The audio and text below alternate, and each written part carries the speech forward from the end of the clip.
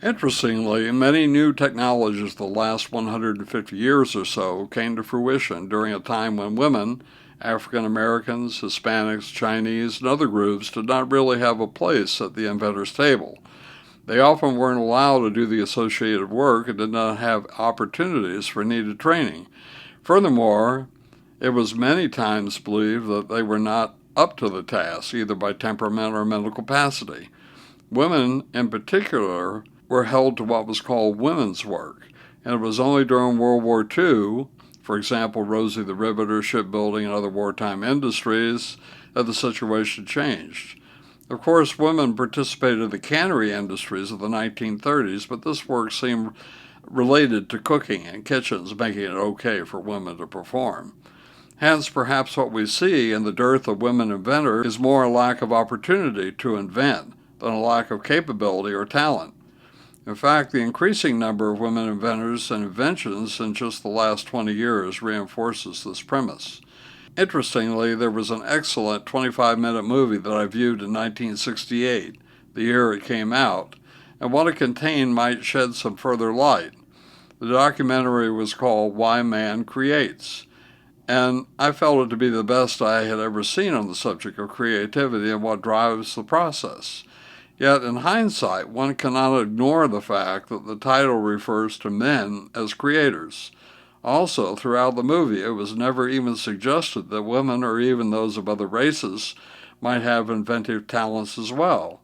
I'm sure one reason this occurred was that women and other inventors were not really subjects of the film. In addition, man probably meant humans, just as we say mankind to denote humanity. Yet I believe there was a subtle, unintentional message that was symbolic of the times. In fact, I know that women of any race can invent because this is how our brains are wired. Indeed, you are inventing as you hear these words, since your brain continuously takes a plethora of sensory inputs and produces both your inner and outer worlds. In addition, I must admit that after a long study of the brain over 60 years, that the female brain, on average, has unique talents, often greater than those of the male. Hence, I can state with assurance that not only are women capable of invention, they cannot stop themselves. Yet a lack of confidence can indeed blunt the process. However, we need to understand further why there are not more female inventors and not as many in California as elsewhere in the United States. To answer this, let's consider the following from one of my other invention books. Nevertheless, I'm sure you can see some similarities in each inventor's story. A need triggered leaps of insight. Invention details were not initially understood. Time and effort preceded fruition. Others often tried to steal credit. Patent battles sapped considerable energy. The invention was only a stepping stone to later more important developments, usually by others. Inventors exhibited perseverance and would not give up. Most were little understood or appreciated. Few people have ever heard of them. But with the many difficulties that often followed in a female or male inventor's wake, you might ask, why would they do it? The answer is, it's what they do. Besides, an inventor is usually not thinking regarding any future glory that might come from her or his new idea. It is only the creative concept itself that spurs them on, and also the hope that there might be some answer to a problem or need. Furthermore, if the answer is not forthcoming, the inventor will just keep trying. So long as the question is possible to solve, any good inventor will keep at it until there is success. Some believe that this is one of the most important aspects of invention, since others might be equally successful if they had only kept trying. Yet, when the answer is finally discovered, it brings almost indescribable joy to the inventor's heart. In fact, it is truly like finding gold, and gold is always where you find it.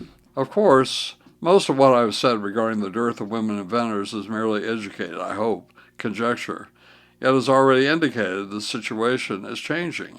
More women are going into technical fields, and more find themselves in a position to invent and make their ideas work.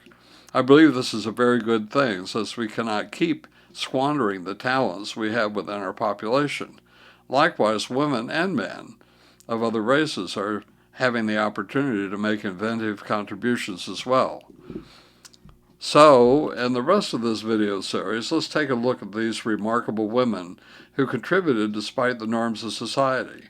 In every case, they were inner-driven individuals who were also dealing with many personal problems. Yet, this is often true for any inventor, since invention is a personal struggle. There is often little recognition or public knowledge. Others try to steal ideas, and finally, you can generate an original idea that somebody already had and previously developed, but that you did not know about until legal problems occurred. However, invention is deeply rewarding since you are finding a solution, usually never discovered before, though you always know in your heart of hearts that there is nothing new under the sun. You are solving a critical problem.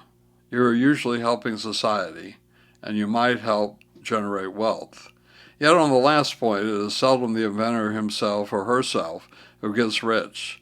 The best you can hope is personal satisfaction for having had a needed idea at exactly the right time and place. Nevertheless, how could you really ask for much more?